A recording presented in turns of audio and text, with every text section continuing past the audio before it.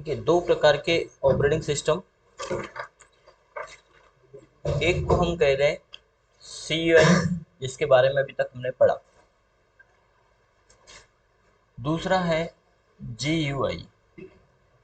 CUI यानी character user interface, यानी इसमें हमें हर काम लिख करके देना पड़ेगा, कमांड के माध्यम से देना पड़ेगा, या हम यूं भी कह सकते हैं कमांड यूजर इंटरफेस या कैरेक्टर यूजर इंटरफेस। सही तरीके से बात करें तो कैरेक्टर यूजर इंटरफेस हम इसको कहेंगे।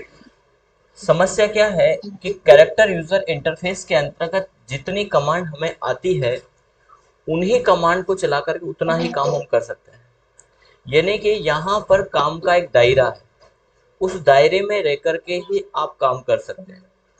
तो इस दायरे को या इस बाउंडेशन को खत्म करने के लिए माइक्रोसॉफ्ट ने डॉस की बजाय अब, यानी डॉस एक क्या है, कैरेक्टर यूजर इंटरफेस है, जहां पर आप लिखित में कमांड दे करके काम कर सकते हैं, और यदि कोई कमांड नहीं आता है तो आपका काम नहीं होगा, आप रुक जाएंगे वहां पर। तो बोले यूजर के बाउंडेशन को, यूजर के क्राइटेरिया को खत्म किया जाए, तो बोले क्यों ना हम एक ग्राफिकल यूजर इंटरफेस तैयार करें, और ये जरूरी था, समय की मांग थी। यदि डॉस के बाद माइक्रोसॉफ्ट ग्राफिकल स्ट्रक्चर पे नहीं आता तो शायद है कि आज जो माइक्रोसॉफ्ट की हम बात कर रहे हैं, जो विंडोज की हम बात कर रहे हैं, ये कंसेप्ट आज आता ही नहीं, या यूं कह दे कि कंप्यूटर का जो यूज आज हम कर पा रहे उतना हम नहीं कर पाते। ऑपरेटिंग सिस्टम तो और भी है, जैसे लिनक्स की हम बात करें, लेकिन जो पॉपुलरिटी विंडोज को मिली है, माइक्रोसॉफ्ट के प्रोडक्ट को मिली, वो अन्य को नहीं मिल पाई, या जो मार्केट में जगह बनाई वो अन्य ने नहीं बनाई। इसका मतलब है कि शायद हम अभी उसका जो आज यूज कर पा रहे हैं वो यूज ही नहीं कर पाते। तो माइक्रोसॉफ्ट ने जो है कि सन 1989 में विंडोज की कल्पना की, बनाने के बारे में प्रस्ताव पेश किया कि क्यों ना हम एक ऐसा ऑपरेटिंग सिस्टम बनाएं जो ग्राफिकल हो, साथ ही साथ जिसमें कमांड का कोई क्राइटेरिया नहीं हो, जहां पर यूजर असीमित वर्क कर सके। वह यूजर जो अननोन है, जिसको कुछ नहीं आता, वो भी काम कर सके। तो वो भी काम कर सके उसके लिए क्या हो सकता है, तो उसके लिए ग्राफिक हो सकता है। जैसे आप माई कंप्यूटर को क्लिक करेंगे तो इसके लिए कुछ याद होना जरूरी है नहीं, यदि आप इसको अननोन तरीके से भी इस पर क्लिक करेंगे तो कुछ तो ओपन होगा। जब ओपन होगा तो यूजर एक आइडिया लगा सकता है कि हाँ, अब हमें आगे क्या करना होगा, हमें बाय द बाय एक बेसिक सा क्लिक करना होगा, या हम इस आइकॉन को क्लिक करके देखें क्या होता है। तो एक जजमेंट के आधार पर वो आगे बढ़ जाएगा, जब दोबारा उसी जजमेंट पे काम करेगा तो धीरे धीरे सीख जाएगा। यानी जिसे कुछ नहीं आता वो भी यहाँ पर विंडोज पे काम कर सकता है, जबकि डॉस में ऐसा नहीं है। तो विंडो क्या है, तो विंडो एक ग्राफिकल यूजर इंटरफेस है, जहां पर मेन्यू, आइकॉन, बटन आदि के रूप में हमें कार्य करने को मिलता है, और उसी को हम बोलेंगे ग्राफिकल यूजर इंटरफेस। विंडो ने क्या, तो माइक्रोसॉफ्ट ने विंडो का नाम विंडो ही क्यों रखा, तो बोले बिल गेट्स एक दिन अपनी बालकनी में खड़े थे, विंडो से देख रहे थे प्राकृतिक इन्वायरमेंट, और वो प्राकृतिक इन्वायरमेंट बड़ा लुभावना लगा। तो बिल गेट्स ने कहा कि अब जो मैं ऑपरेटिंग सिस्टम बनाऊंगा उसका नाम विंडोज ही रखूंगा। ऐसा कतई नहीं हुआ, ऐसा कतई नहीं हुआ, नहीं तो आप ये मनगढ़ंत कहानी लगा दें। विंडो का अर्थ है यहाँ पर विंडोज में विंडो के रूप में खुलने वाले एप्लीकेशन। जब भी आप इस स्ट्रक्चर के अंतर्गत कोई भी एप्लीकेशन ओपन करेंगे तो वो एक चौकोर आयताकार बॉक्स के रूप में खुलता है, और इस चौकोर आयताकार बॉक्स को ही हम कहते हैं विंडो। जैसे हमारी ये खिड़की चौकोर आयताकार बॉक्स है, इसी को हम क्या बोल रहे हैं, विंडो बोल रहे हैं। तो इस खिड़की के रूप में प्रोग्राम खुलने के कारण इस ऑपरेटिंग सिस्टम का नाम रखा गया विंडो। ठीक है, और उससे आधारित जितने भी ऑपरेटिंग सिस्टम आए सभी को हमने विंडोज ही कहा। अब इसमें आए कौन कौन से, तो जो 98 में परिकल्पना की, उसके बाद माइक्रोसॉफ्ट ने डोस आधारित एक एप्लीकेशन बनाया, क्योंकि दो चीजें होती है, सिस्टम सॉफ्टवेयर और एप्लीकेशन सॉफ्टवेयर। तो एप्लीकेशन सॉफ्टवेयर वह सॉफ्टवेयर होते हैं जो सिस्टम सॉफ्टवेयर की उपस्थिति में यूजर को अतिरिक्त सुविधा प्रदान करते हैं, उनको क्या कहेंगे हम, एप्लीकेशन सॉफ्टवेयर। यानी इनसाइड किसके, सिस्टम सॉफ्टवेयर के। और सिस्टम सॉफ्टवेयर की महत्वपूर्ण भूमिका क्या है, तो सिस्टम सॉफ्टवेयर की महत्वपूर्ण भूमिका है कंप्यूटर हार्डवेयर को संचालित करना एवं नियंत्रित करना। ऑपरेटिंग सिस्टम नहीं होगा तो कंप्यूटर हार्डवेयर काम नहीं करेगा। और जब ऑपरेटिंग सिस्टम आ गया तो उसके इनसाइड फिर एप्लीकेशन वर्क करते हैं।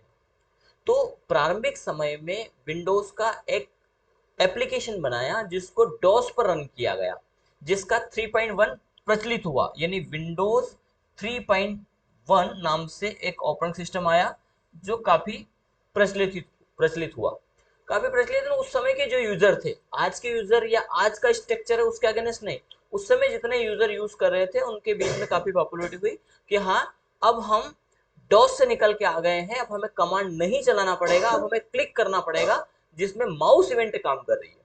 क्योंकि यहाँ जब आप कंप्यूटर पे काम कर रहे होते हैं तो दो इवेंट काम कर रही होती है। एक होती है कीबोर्ड इवेंट, इवेंट यानी टास्क। जब आप किसी कार्य को कीबोर्ड के माध्यम से देते हैं तो उस इवेंट को बोलते हैं कीबोर्ड इवेंट, जिसमें क्या कहा गया है, एनी प्रेस की, जो भी आप की को प्रेस करोगे उसमें कोई सी भी होगी, ऑल की आपने प्रेस की, ऑल में कोई सी भी की आपने प्रेस की, तो उस इवेंट को कहेंगे हम कीबोर्ड इवेंट। माउस इवेंट, जब कोई टास्क का परफॉर्मेंस हम माउस के माध्यम से देते हैं, कोई इवेंट हम माउस के माध्यम से देते हैं, कोई कार्य माउस के माध्यम से देते हैं, तो उसको बोलेंगे माउस इवेंट। माउस में कौन सी इवेंट होती है, तो क्लिक आप करा, वो एक माउस इवेंट है।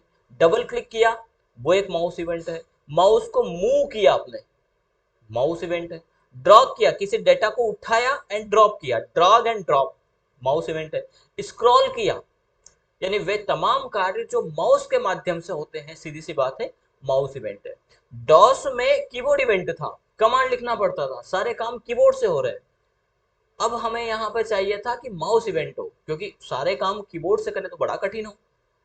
कोई डिजाइनिंग बनाना है, कोई ग्राफिकल डिजाइनिंग बनाना है, तो कीबोर्ड से कैसे होगा, उसको हमें डिजाइनिंग लेआउट में देना है, तो सीधी सी बात है, ऐसी स्थिति में हमें माउस इवेंट की आवश्यकता लगेगी। तो विंडोज 3.1 में कहा गया कि अब हम निकल के आ गए। असल में डॉस में ही एक QBasic.exe को डिजाइन कर दिया गया था। किसको डिजाइन किया था, QBasic.exe, exe मतलब एग्जीक्यूटेबल फाइल है। और ये जब रन करने लगी तो इसी पर आधारित फिर उसको और डेवलप करके विंडोज ऑपरेटिंग सिस्टम के रूप में, हालांकि एक एप्लीकेशन विंडो स्ट्रक्चर के रूप में एक एप्लीकेशन लाया गया, उसमें देखा गया कि हाँ ये काम कर सकते हैं। इसके बाद माइक्रोसॉफ्ट ने कंप्लीट ऑपरेटिंग सिस्टम के रूप में 95 में लॉन्च किया, जिसको नाम दिया गया विंडोज 95।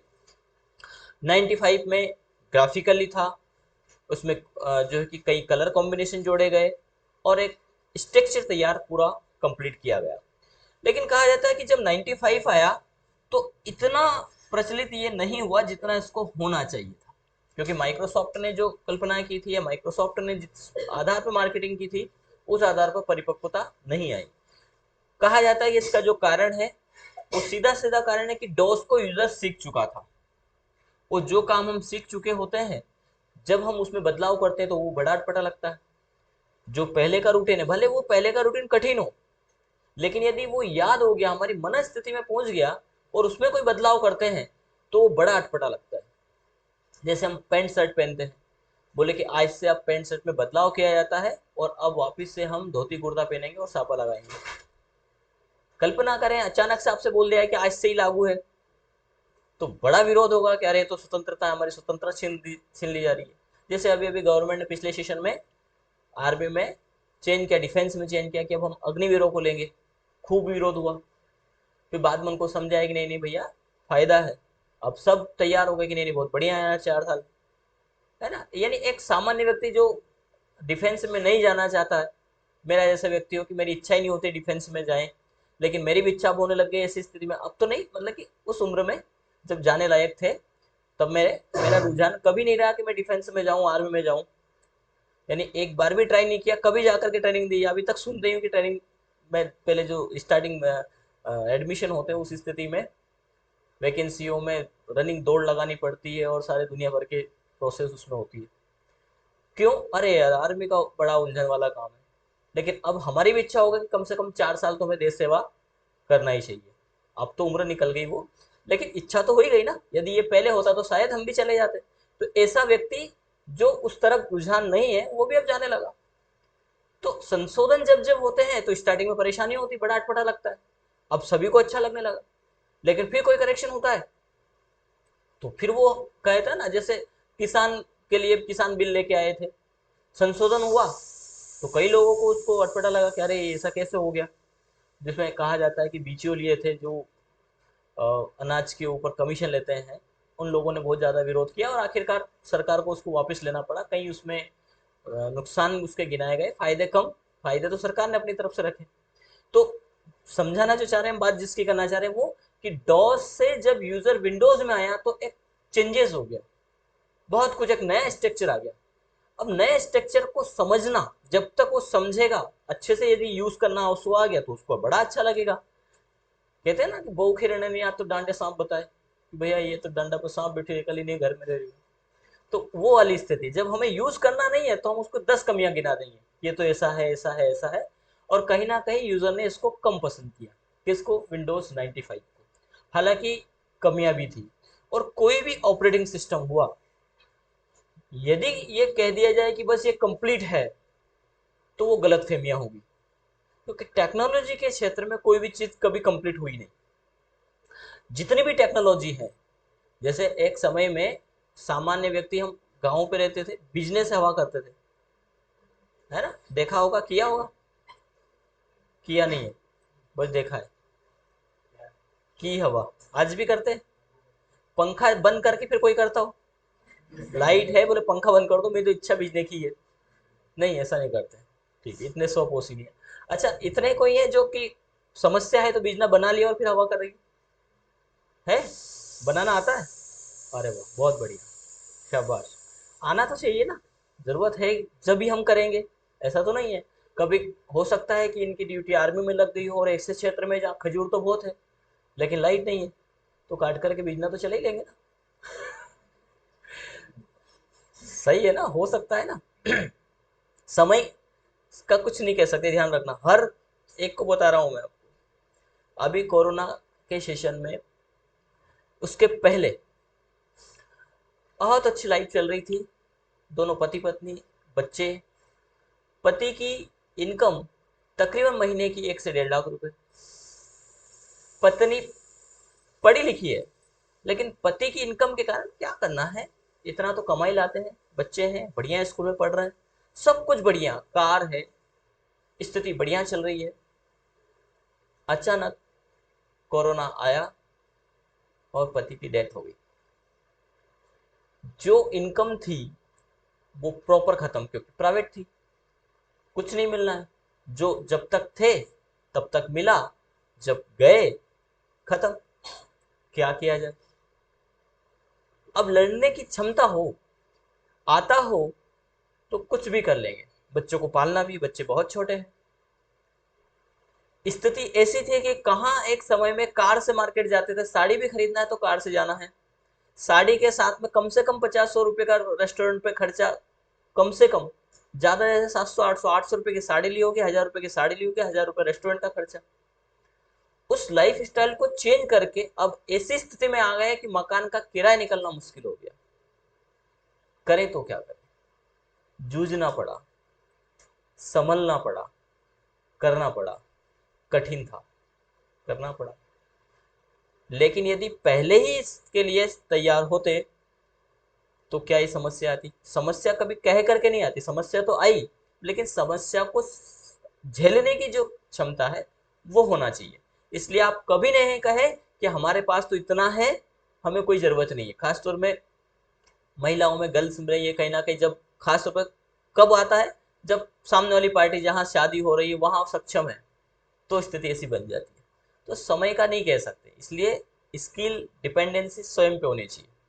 कई बार होता है कि जैसे हम कहते हैं मैडम को भी लैब में सिस्टम को देखने का, कि इनको ठीक कर लिया करो, सीखना चाहिए। कभी हम नहीं हैं तो क्या करेंगे, कम से कम इतना तो आए कि सिस्टम में समस्या है तो आप ठीक कर लें। दक्षता होना जरूरी है, तो वो हम समय के साथ कर लें संशोधन। फिलहाल यहाँ पे जो समस्या आई वो यही आई कि जब नया स्ट्रक्चर था तो उसको यूजर ने अडॉप्ट नहीं किया, यूज नहीं किया, जिसको कहते हैं कि विंडोज 95 फ्लॉप रहा। लेकिन माइक्रोसॉफ्ट ने उसमें फिर अपडेशन किया, क्योंकि कमियां भी थी। अपडेशन करके एक नया ऑपरेटिंग सिस्टम सन 97 में लॉन्च किया, 96 ना देते हुए, और विंडोज 97 के रूप में एक ऑपरेटिंग सिस्टम आया, जिसमें कई अपडेशन थे 95 के। लेकिन कहा जाता है कि 97 में भी वो रुझान, वो रुचि नहीं मिली, इसके बाद माइक्रोसॉफ्ट ने एक नया ऑपरेटिंग सिस्टम विंडोज 98 के नाम से लॉन्च किया। विंडोज 98 ऑपरेटिंग सिस्टम लॉन्च किया। 98 आते आते अब यूजर की यूजेबिलिटी भी बढ़ चुकी थी। भारत जैसे देश में रेलवे ने अपने प्लेटफॉर्म पर कंप्यूटर प्रणाली को स्टार्ट किया और उसका यूजेस देखा कि वाकई में कंप्यूटर प्रणाली से काम बहुत आसान हो गए। क्योंकि पहले यदि रिजर्वेशन की बात करें तो रिजर्वेशन के लिए मैनुअल पैटर्न हुआ करता था। फॉर्म जैसे सुजालपुर से हमें दिल्ली जाना है तो यहाँ से फॉर्म भर करके हमें सुजालपुर स्टेशन पे देना होगा। सुजालपुर स्टेशन से रिजर्वेशन नहीं होगा, सुजालपुर स्टेशन वाले उसको डिपो में पहुंचाएंगे, इंदौर या उज्जैन जहां भी लगता है, जहां से ट्रेन चलती है वहां पे सभी जगह के फॉर्म आएंगे। और हर स्टेशन पे सुविधा नहीं होती थी, एक पॉइंट बना दिया था कि भैया रिजर्वेशन पॉइंट है यहाँ पर, वो फॉर्म जाएंगे 1 महीने पहले 2 महीने पहले, फिर वहां पे जो वेटिंग आई उसके आधार पर वो वहां से लिस्ट पहुंचाएंगे, वो लिस्ट यहाँ पर लगेगी। इसके बाद उस लिस्ट में नाम आया तो ठीक, नहीं तो आपका रिजर्वेशन का कोई दूसरा प्रावधान नहीं है, फिर आपको लोकल में ही सामान्य तौर पर यात्रा करना है। यानी एक सामान्य व्यक्ति रिजर्वेशन के बारे में सोचना समझना जानना कुछ भी नहीं करता था। क्यों? क्योंकि प्रोसेस बड़ी लंबी थी, टफ जैसी लगती थी, इसलिए उसकी तरफ रुझान ही नहीं था कि हम रिजर्वेशन से जाएंगे। यानी माइंड में सीधा था कि ट्रेन में हमें जाना है तो टिकट लेना है, बात खत्म हो गई। रिजर्वेशन करवाने का कोई प्रावधान सामान्य व्यक्ति के लिए नहीं था। मिडिल क्लास जिसको हम बोलते हैं, अपर क्लास है तो उनके पास सक्षमता है तो पैसे है तो सुविधाएं तो लेंगे ही लेंगे। 98 आने से या कंप्यूटर प्रणाली को एडॉप्ट करने से ये हुआ कि अब यहाँ स्टेशन वाले लिस्ट नहीं पहुंचाते, वहां यहीं से उनको डेटा डाल दिया करते थे और वो एंट्री अपने सिस्टम पे कर दें, जैसे एंट्री अपडेट करें तो वो सारी लिस्ट ऑटोमेटिक सिस्टम में सर्वर में सेव हो जाए। जब रेलवे में कंप्यूटर प्रणाली का यूजेस देखा और कहा कि बहुत काम आसान हो गया है, डेटा जो इंफॉर्मेशन है वो क्विकली पहुंच पा रही है, तो बैंकों ने भी अपने सिस्टम प्रणाली में कंप्यूटर प्रणाली का यूज करना स्टार्ट किया। 98 के बारे में कहा जाता इतना प्रसिद्ध हुआ कि इसको अब धीरे धीरे सभी क्षेत्रों में यूज किया जाने लगा, यानी कंप्यूटर प्रणाली अब धीरे धीरे सभी क्षेत्रों में पहुंचने लगी। इसके बाद माइक्रोसॉफ्ट ने इसी का एक नया एडवांस विंडोज एक्सपी लॉन्च किया। 98 में कमी थी ग्राफिक की। विंडोज के पुराने जितने भी ऑपरेटिंग सिस्टम में उनमें एक तो ग्राफिक, दूसरा ग्राफिक तो अपनी जगह, एक हार्डवेयर की ड्राइवर डिपेंडेंसी पहले से बनी हुई है। 98 में भी ये बखूबी बहुत ज्यादा थी कि हर एक के ड्राइवर डालने होते थे। अब ड्राइवर क्या है? असल में जितने भी हार्डवेयर डिवाइस होते हैं, जैसे हमने कीबोर्ड माउस लगाया, तो कीबोर्ड माउस एक नया हार्डवेयर डिवाइस है। अब जो कंप्यूटर चल रहा है उसको चलाने का काम करना है कर्नेल। तो कर्नेल जो लिखा गया, कर्नेल क्या होता है? तो एक सेल प्रोग्राम होता है जो कंप्यूटर हार्डवेयर को संचालित करता है। तो कर्नेल में खास तौर पे एक फाइल को इनबिल्ट कर दिया जाता है, वो फाइल है io.sys। io.sys यानी इनपुट आउटपुट सिस्टम फाइल। तो क्या होगा, जो प्राइमरी इनपुट है, प्राइमरी इनपुट में कीबोर्ड माउस आते हैं, प्राइमरी आउटपुट में मॉनिटर आता है, तो इनपुट और आउटपुट से संबंधित काम यानी हार्डवेयर को तो ये समझ लेगा कि कीबोर्ड लगा है, माउस लगा है, क्योंकि उससे संबंधित फाइल पहले ही बना दी जाती है। कुछ मामले में जैसे यूएसबी कीबोर्ड माउस है तो उनकी फाइल भी लेनी पड़ती है, उनके ड्राइवर डालने होते हैं। ड्राइवर यानी उस हार्डवेयर का अपना एक सॉफ्टवेयर है।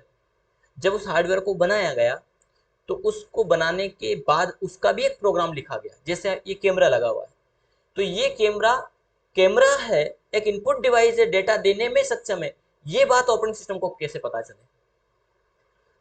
यानी दो चीजें यहां पर है, एक हार्डवेयर है, एक सॉफ्टवेयर है।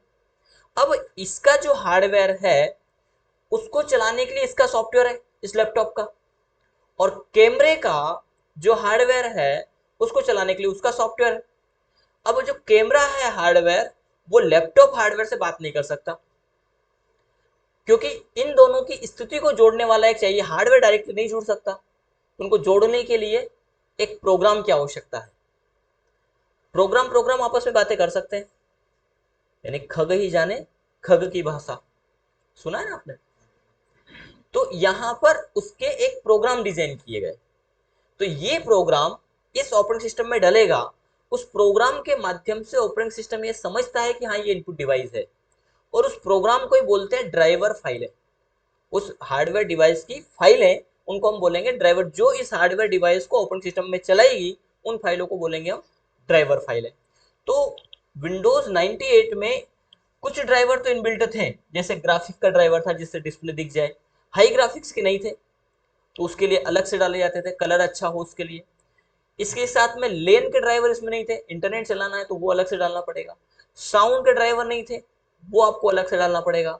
इसके साथ ही साथ यदि एक्स्ट्रा कोई डिवाइस लगाई है तो वो डिवाइस भी, जैसे मॉडेम है तो मॉडेम को अलग से आपको उसका ड्राइवर डालना पड़ेगा। तो ड्राइवर की डिपेंडेंसी बहुत ज्यादा थी, जिसके कारण यूजर को जब कभी कोई फॉर्मेट हुआ या कोई समस्या आ गई, फॉर्मेट करना पड़ा तो बड़ी समस्या आती थी। माइक्रोसॉफ्ट ने इसका एक नया वर्जन लॉन्च किया, विंडोज एक्सपी, और इसी सेशन में एक विंडोज एनटी नाम से भी आया, न्यू टेक्नोलॉजी। एक्सपी के बारे में एक्स्ट्रा परफॉर्मेंस भी कहा गया है, एक्स्ट्रा पावरफुल भी कहा गया, एनटी ने न्यू टेक्नोलॉजी कहा गया। विंडोज एक्सपी की बात करें तो इसका ग्राफिक बहुत शानदार था, जबरदस्त था। एक नया रोचकता के साथ में विंडोज एक्सपी को लॉन्च किया गया, जिसके कारण विंडोज एक्सपी काफी प्रसिद्ध हुआ, काफी लोगों ने इसको पसंद किया। लेकिन माइक्रोसॉफ्ट के साथ में एक समस्या बहुत पहले से बनी, वो थी वायरस। विंडो एक्सपी बहुत ज़्यादा वायरस से ग्रसित होता था। यानी आपने एक आध घंटे इसमें इंटरनेट चला दिया, मान के चलना कि सिस्टम चलेगा ही नहीं, इतना ज़्यादा ग्रसित हो जाता था। यानी यूज़र यूज़ कर रहा है तब तक तो बहुत बढ़िया चलेगा, लेकिन जैसे ही इसमें इंटरनेट लगाया, पेन ड्राइव लगा दी, एक्स्ट्रा कोई माध्यम लगा दिए, वायरस, और वायरस के बाद सिस्टम पूरा हैंग होना। ये समस्या विंडो एक्सपी में बहुत ज़्यादा थी। इसी के साथ में इसमें करस्पॉन्डेंसी की समस्या थी। यदि किसी कारणवश सिस्टम डायरेक्ट बंद होता है तो उसकी फाइलें उड़ जाएगी, चली जाएगी, जिसको कहते हैं सिस्टम का या विंडोज का करप्ट होना। 2 से 3 बार आपने डायरेक्टली बंद कर दिया, खत्म हो जाएगा। माइक्रोसॉफ्ट ने इसका एक नया वर्जन विंडोज विस्टा लॉन्च किया। अच्छा, इनमें भी अलग अलग आए, इसमें भी अलग अलग एडिशन होते हैं। जैसे अभी विंडोज 10 की बात करें, 11 की बात करें तो होम एडिशन आता, प्रोफेशनल आता है, होम प्लस एनटी आता है, ठीक है, सर्वर आता है। तो ऐसे अलग अलग वर्जन आते हैं, वो यूजेबिलिटी के आधार पर। जैसे होम एडिशन जो आता है वो स्टूडेंट के लिए आता है नॉर्मली, जिसमें बहुत ज़्यादा सर्विसेज नहीं होती है। विंडो डिफेंडर या फायरवॉल के जो सर्विसेज रहती है, हाई सिक्योरिटी वाली सर्विस रहती है, वो नहीं रहती है। डाटा एक्सेसिंग मेथड की जो सर्विस होती है वो नहीं होती है। एक नॉर्मल यूजर की जो यूजेबिलिटी है उसके आधार पर उसको ध्यान में रख करके इसको डिजाइन किया जाता है, तो इनकी प्राइस भी कम होती है। इससे महंगा होता है प्रोफेशनल, और सबसे जो महंगा है वो फिर सर्वर होता है।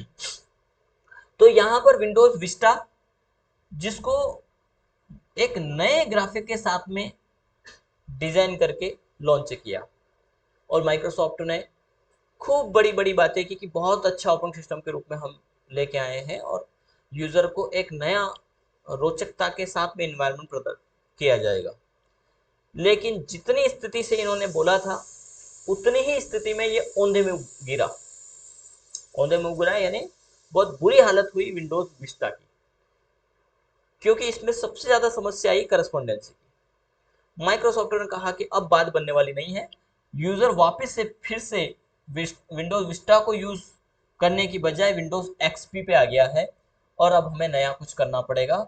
जो करस्पॉन्डेंसी की समस्या है इसका निदान निकालना पड़ेगा, साथ ही साथ परफॉर्मेंस पे भी हमें काम करना पड़ेगा। माइक्रोसॉफ्ट ने विंडोज विस्टा का एक नया ऑपरेटिंग सिस्टम, एक नया रूप विंडोज 7 लॉन्च किया, विन 7 नाम से आया। विंडोज 7 कई मामलों में खरा उतरा। सबसे ज्यादा इस पे काम जो किया गया उसमें ड्राइवर डिपेंडेंसी को लगभग लगभग खत्म कर दिया गया। यानी ग्राफिक के ड्राइवर बखूबी इसमें आते हैं, इंटरनेट के ड्राइवर कई मामलों में आते हैं, साउंड के ड्राइवर इसमें कुछ मामलों में नहीं, वाईफाई के ड्राइवर नहीं। यानी बहुत कम ऐसे ड्राइवर थे जिसमें इसमें नहीं थे, उनको यूजर को अपडेट करना होता था। या तो वो हार्डवेयर डिवाइस के साथ से लेगा या फिर इंटरनेट पे सर्च करना। लेकिन कुछ मामले ऐसे थे, कुछ हार्डवेयर डिवाइस ऐसे थे जिनको सर्च कर पाना, ढूंढ पाना कई मामलों में मुश्किल होता था, तो वहां पर यूजर को परेशानी आती थी। सभी में नहीं, कुछ हार्डवेयर, पर्टिकुलर हार्डवेयर के ड्राइवर ऑनलाइन न होने के कारण विंडोज को ले नहीं पा रहा था, तो यूजर को समस्या आ रही थी। करेस्पॉन्डेंसी समस्या को कई सीमा तक माइक्रोसॉफ्ट ने खत्म कर दिया कि नॉर्मली करप्ट नहीं होगा। वायरस को लगभग विंडोज डिफेंडर को डिजाइन करके अच्छा पावरफुल बना करके ये कर दिया कि विंडोज 7 में जितना विंडोज एक्सपी में वायरस ग्रसित लगता था और ग्रसित करता था, उतना विंडोज 7 को अब नहीं कर रहा था। लेकिन फिर भी कुछ समस्याएं थी करस्पॉन्डेंसी की, जो बनी हुई थी विंडोज 7 तक। अब एक नया दौर आ गया, एक नया जमाना आ गया, जिसमें टेबलेट और टच स्क्रीन डिजाइन हो गया। यानी इसके पहले के सेशन में विंडोज 7 तक टच स्क्रीन का इतना ज्यादा रुझान नहीं था, लेकिन इसके बाद टच स्क्रीन का बहुत ज्यादा बोलबाला हो गया और नए जो हार्डवेयर डिवाइस आए वो टच पैड आ गए। अब यूजर को एक नया इंटरफेस चाहिए, वो माउस से क्लिक नहीं करना चाह रहा, वो कीबोर्ड से टाइप नहीं करना चाह रहा, वो स्क्रीन को ही टच करके पूरा काम करना चाह रहा। तो माइक्रोसॉफ्ट ने टच पैड को या टैबलेट पीसी को ध्यान में रख करके विंडोज 7 का एक नया वर्जन विंडोज 8 लॉन्च किया। और विंडोज 8 पर्टिकुलरली टैबलेट पीसी के लिए बनाया गया था और उसी के साथ में मोबाइल को भी ध्यान में रख करके बनाया गया था, क्योंकि कुछ समय में इसी सेशन में, इसी दशक में माइक्रोसॉफ्ट ने नोकिया जैसी कंपनी को भी ले लिया था। माइक्रोसॉफ्ट को लगा कि हम दिग्गज कंपनी है सॉफ्टवेयर में, हमारा नाम चलता है, तो हमें डेस्कटॉप पीसी या कंप्यूटर प्रणाली को साथ में चलाते हुए अब मोबाइल पे भी जाना चाहिए।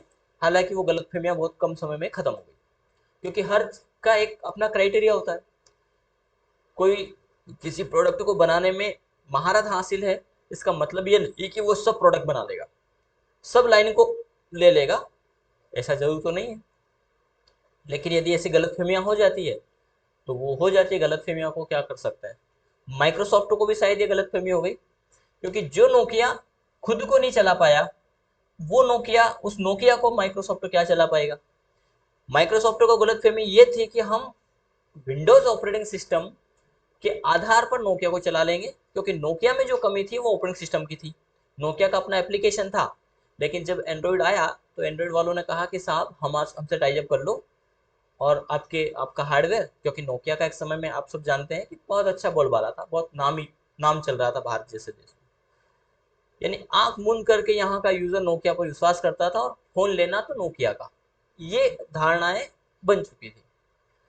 अब ऐसे दौर में जब नोकिया चल रहा है और उससे कोई आकर के कहे कि साहब हमारा सॉफ्टवेयर ले लो, तो नोकिया ने कहा हर मैं, जैसे रावण से कहा गया कि सुन लो साहब श्री राम है वो तपस्वी, सुनेगा, अरे क्या लगेगा। क्या हुआ अंत में, यही नोकिया का हुआ। एंड्रॉइड ने अब टाई जब नहीं, एंड्रॉइड के साथ में चला गया सैमसंग। सैमसंग की ये स्थिति नहीं थी उस समय में, सैमसंग थोड़ा मामला चल रहा था मोबाइल के मामले, बाकी डिवाइस पे सैमसंग का नाम पहले से चल रहा है। आज भी हम टीवी वगैरह लेने के लिए जाते हैं तो वो खूब ही सैमसंग को प्रायोरिटी देते हैं, लेकिन मोबाइल के मामले में नहीं था। मोबाइल के मामले में उन्होंने टाइजअप कर लिया एंड्रॉइड से, जो चला, इतना धोया नोकिया को कि आज तक नहीं उठने दिया। आप सब जानते हैं कि हम नोकिया के मोबाइल को कभी दुकान पे जाके नहीं बोलते कि नोकिया का फ़ोन चाहिए हमें, या फ़ोन चाहिए भी तो हम देखते थे अरे इसमें, बोले इसमें तो ये नहीं चलेगा, ये नहीं चलेगा, नहीं चलेगा, तो वापस रख देते। विंडोज़ लॉन्च किया, लेकिन विंडोज़ अपने आप में परिपक्व था, अच्छा स्ट्रक्चर था, लेकिन उसके जो एप्लीकेशन थे, यूज़र की आवश्यकता क्या है, यूज़र की आवश्यकता वो ऑपरेटिंग सिस्टम नहीं है। हमारे लिए ये आवश्यकता, ये ऑपरेटिंग सिस्टम नहीं है, बहुत अच्छा ऑपरेटिंग सिस्टम है। इस ऑपरेटिंग सिस्टम में यदि एप्लीकेशन नहीं चलेंगे तो इसको हम आज बाहर कर देंगे। हमें यदि टेली नहीं चल रहा तो इसको हम एग्जिट कर देंगे, तुरंत दूसरा डाल देंगे, भले वो कठिन है। जैसे लिनक्स कई मामले में बहुत अच्छा है, लेकिन उसमें हमारे एप्लीकेशन नहीं चल रहे तो हम उसको क्या कर रहे हैं, एडोप्ट नहीं कर रहे, कहीं ना कहीं उसको नहीं ले रहे। लेकिन यदि उसमें हमें अच्छा मिल जाएगा तो हम क्या करेंगे, इसको तुरंत एग्जिट कर देंगे, क्योंकि हमें तो काम से मतलब है ना, नाम से थोड़ी मतलब है। बोले बहुत अच्छा है, बोले भाई काम तो होता ही नहीं, हमारे एप्लीकेशन तो सपोर्ट ही नहीं करते। और यही हुआ कि विंडोज में जो एप्लीकेशन थे, जैसे जो हमें आज प्ले स्टोर पे मिलते हैं, वो एप्लीकेशन नहीं मिलते।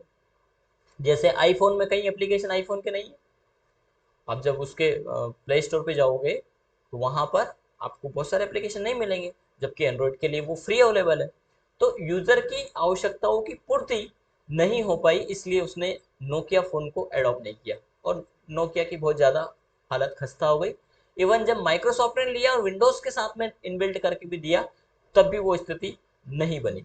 और वही स्थिति माइक्रोसॉफ्ट ने विंडोज़ 8 के अंतर्गत जो विंडोज 8 आया था वो उसके दोनों संस्करण थे, मोबाइल संस्करण भी था और टैबलेट और विंडो फोन के लिए था, विंडोज सॉरी विंडो गलत बोल दिया मैंने, पीसी के लिए भी था।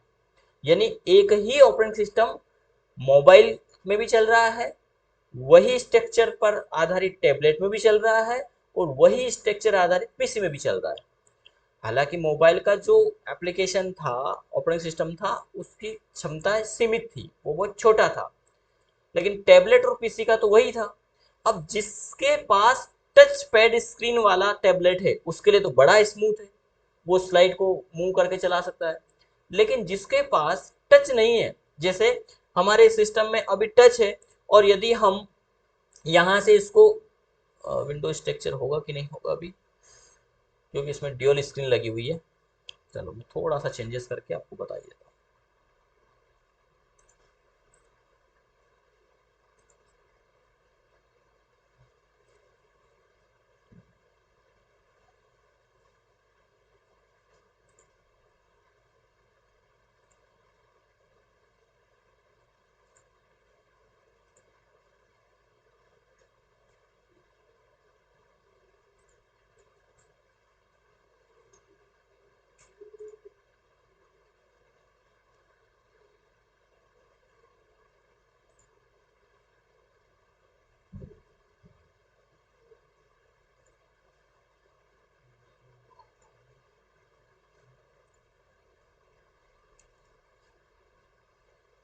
ये स्लाइड सिस्टम कर दिया, इस प्रकार का स्ट्रक्चर था विंडोज 8 का, जिसमें स्लाइड व्यू आता है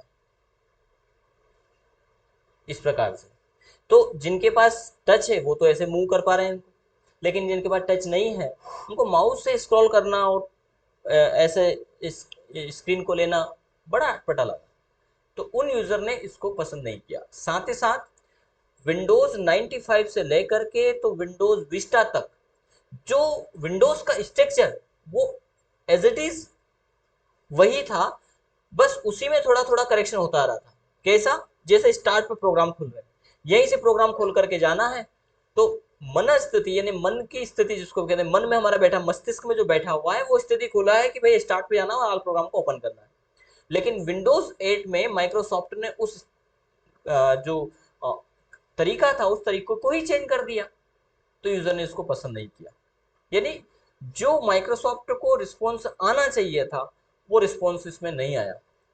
इसके बाद माइक्रोसॉफ्ट को लगा कि अब क्या किया जाए, तो माइक्रोसॉफ्ट ने देखा कि विंडोज 7 काफी लाइक किया गया, काफी प्रसिद्ध हुआ, तो सेवन विंडोज 7 और विंडोज 8 दोनों के आधार पर एक नया ऑपरेटिंग सिस्टम इन्होंने तैयार किया, उसका नाम है विंडोज 10।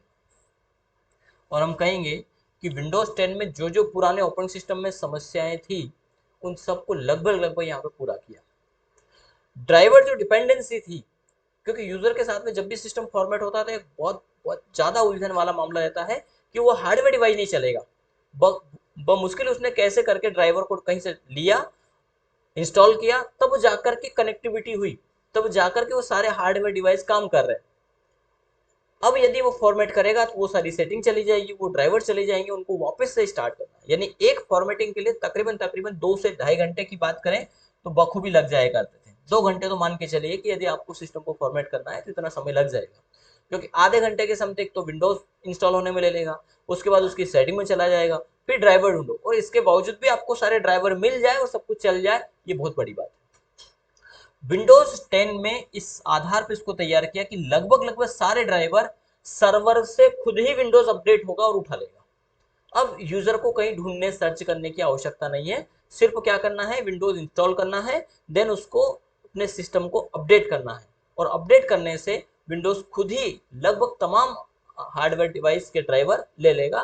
कुछ ही ऐसे नए हार्डवेयर डिवाइस है तो बस समस्या आ सकती है, बाकी लेन के, ग्राफिक्स के, इनपुट आउटपुट से संबंधित, इवन प्रिंटर के ड्राइवर, विंडोज 7 में प्रिंटर के ड्राइवर खुद नहीं रहता, अपडेट करना पड़ता है यूजर को, खुद ही प्रिंटर ड्राइवर ले लेगा और प्रिंटर भी चलने लग जाएगा। हाँ, स्कैनिंग वगैरह में थोड़ी समस्या आ सकती है, तो फिर उस प्रिंटर के ड्राइवर की सीडी लगा करके या वेबसाइट से डाउनलोड करके फिर हमें उसको इंस्टॉल करना पड़ता है। लेकिन विंडोज एक मामले में प्रिंटर के ड्राइवर भी ले लेता है। इतना अच्छा ऑपरेटिंग सिस्टम है। इसके साथ ही साथ विंडोज डिफेंडर और विंडोज फायरवॉल को भी बहुत अच्छे से डिजाइन डेवलप किया गया। ये दो प्रोग्राम यूजर के लिए बहुत ज्यादा इंपॉर्टेंट है।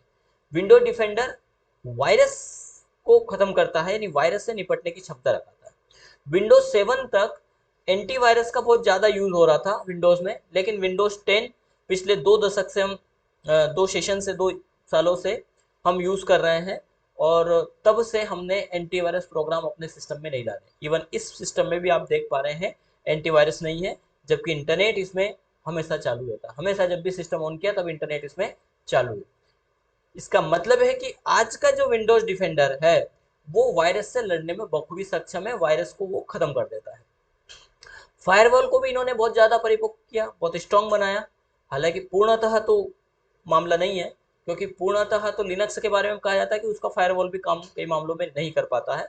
तभी तो जाकर के मल्टीनेशनल कंपनियां अलग से फायरवॉल रखती है अपनी कंपनी को सिक्योरिटी देने के लिए। वो अलग से एक फायरवॉल एप्लीकेशन देन एक अलग से फायरवॉल हार्डवेयर दोनों लगाते हैं, तब जाकर के उनकी डेटा सिक्योरिटी की बात आती है कि हाँ हमारा डेटा सिक्योर है।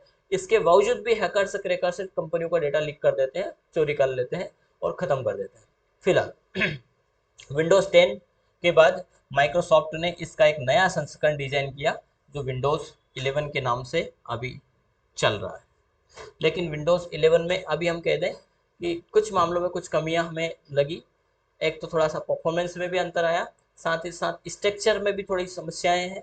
हाँ, स्ट्रक्चर में काफ़ी कुछ बदलाव किया है। यूज़र को जहाँ अभी तक स्टार्ट मेन्यू कॉर्नर पे हुआ करता था, तो विंडोज 7 में ये ऑप्शन दिया कि आप चाहें तो कॉर्नर में रखें, आप चाहें तो सेंटर में रख लीजिए। किसी को अच्छा लगता है कि वो टैबलेट पीसी पर या टच स्क्रीन पर काम कर रहा है तो वो किया। लेकिन कुछ मामलों में जो विंडो ओपन होने के ऑप्शंस हैं वो इसका अर्थ है उसको राउंडेड कर दिया गया, जिसका कोई विशेष उचित नहीं निकलता। लेकिन हाँ, लुक वाइज थोड़ा संशोधन है उसकी थीम में। उसकी थीम में ये भी दिया गया है कि आप चाहे तो विंडोज 10 जैसी थीम भी चला सकते हैं और आप चाहे तो विंडोज 11 जैसी थीम चला सकते हैं। पर परफॉर्मेंस में थोड़ा सा अभी कहेंगे कि कहीं ना कहीं संशोधन करने की आवश्यकता है। हो सकता है कि एक हार्डवेयर का मामला भी हो, क्योंकि जहां पर विंडोज 10 50-60 जीबी में आ जाता है, विंडोज 11 में प्रारंभिक समय में कह दिया गया है कि 64 जीबी का स्पेस तो होना ही चाहिए, तब जाकर के ये बात बनेगी। तो हो सकता है कि प्रोसेसर भी उसको नया चाहिए, तब जाकर के वो अच्छा काम कर पाएगा, या अपडेट होने के बाद हो सकता है कि अच्छा काम कर पाए। तो ये अभी तक इसके वर्जन रहे हैं, और हमारे सिलेबस में विंडोज़ 8 है, लेकिन हम पढ़ेंगे विंडोज़ 10। ज़्यादा अंतर नहीं है, सिर्फ आपको विशेषताएं लिखने की बात आएगी, वहीं पर विंडोज़ 10 शब्द यूज़ कर 8 शब्द यूज़ करना है। बाकी बखूबी आप 10 को सीखे हुए हैं, तो पहले के कभी यानी विंडोज 7 कभी किसी सिस्टम में है तो आप बखूबी काम कर पाएंगे, विंडोज 8 है तो बखूबी काम कर पाएंगे, विंडोज 11 भी है तो काम कर पाएंगे, और विंडोज 10 तो हम सीख ही रहेंगे तो उसमें तो बखूबी काम कर ही पाएंगे। इवन यदि आपने अच्छे से सीख लिया तो फिर आने वाले भी ऑपरेटिंग सिस्टम रहेंगे तो उनमें हम काम कर पाएंगे। जैसे आप पुराना एंड्रॉयड चलाते हैं और फिर नया लेते हैं तो ये नहीं कहेंगे कि हम नए की ट्रेनिंग लेनी पड़ेगी, नया कुछ सीखना पड़ेगा, हम कहेंगे कि बखूबी हम इसको चला लेंगे। उसी प्रकार का स्ट्रक्चर है।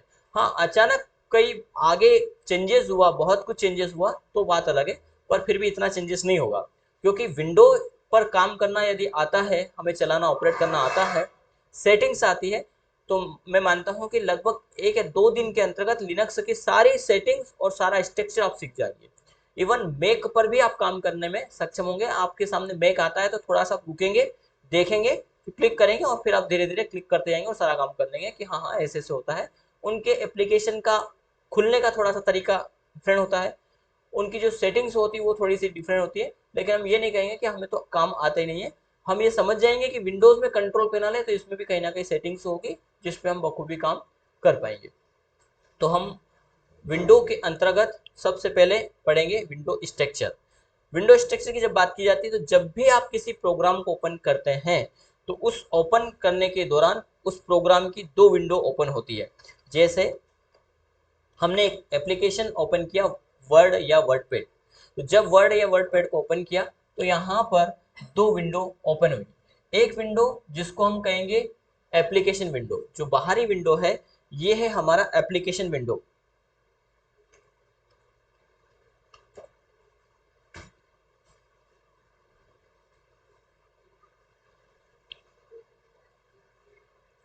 ये जब ओपन हुआ विंडो तो इस पूरे विंडो को हम कहेंगे एप्लीकेशन विंडो। और जहां हमें डेटा टाइप करने की परमिशन मिलती है, इस विंडो को, इस स्ट्रक्चर को हम कहेंगे डॉक्यूमेंट विंडो, क्योंकि यहाँ पर हम डॉक्यूमेंट तैयार कर रहे हैं। तो विंडो स्ट्रक्चर को दो भागों में बांटा गया, एप्लीकेशन विंडो और डॉक्यूमेंट विंडो। ठीक है, इसके बारे में कल डिटेल हम इसको डिजाइन भी करेंगे और समझेंगे भी। ठीक है।